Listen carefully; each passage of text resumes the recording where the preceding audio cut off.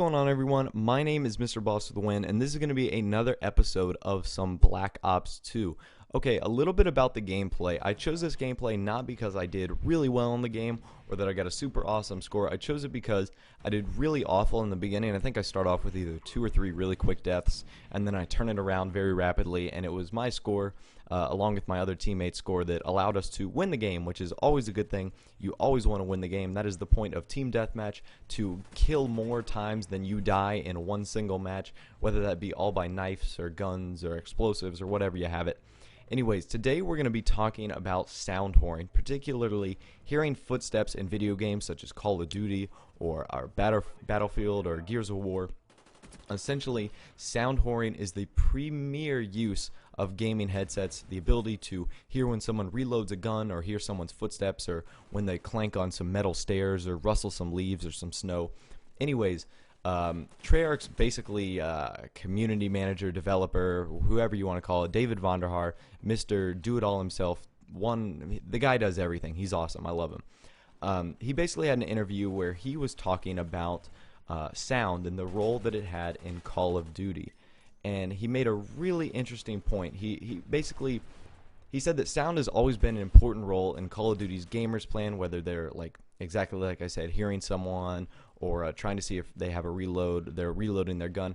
But there's always been a balance issue. Now, sound whoring basically first showed up in Call of Duty 4, and sound whoring was amazing in that game because if you had Ninja and someone didn't have Ninja on, they literally sounded like an elephant running through a china shop. It was that loud.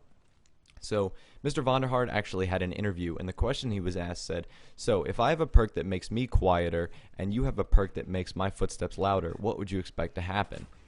His first answer was nothing. You have a perk that makes my footsteps louder should not make them louder if I have a perk that makes them quieter.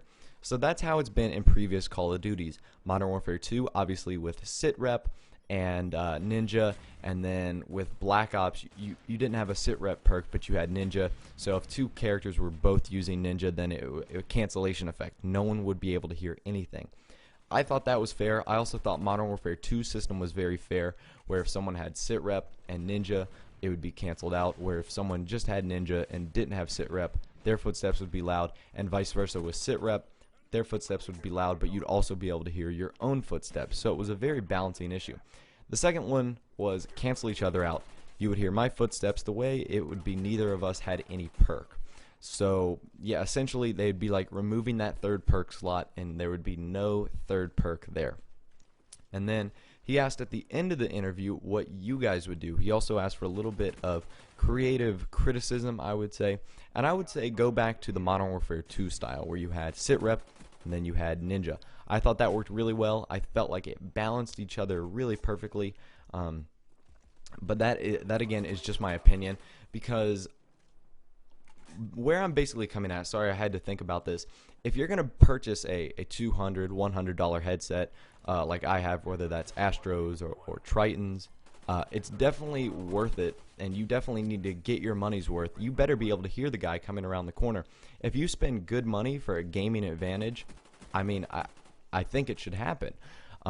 Whereas I don't think it should be enough of an advantage to alter the game for those who don't have enough money to pay for a headset or something like that. I think there should be a balancing effect, but I do think it should be balanced in a way where those who spend the money should have an advantage, and those who are superior in a gunfight or a skill will most of the time have the advantage and have the upper hand and be able to get the kill no matter what.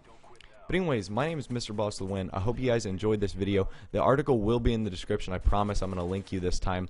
I know a lot of times I forget, but this time I actually am going to put it in there. So anyways, hope you guys have a great rest of the day. I'll talk to you later, and I will see you guys in the next video.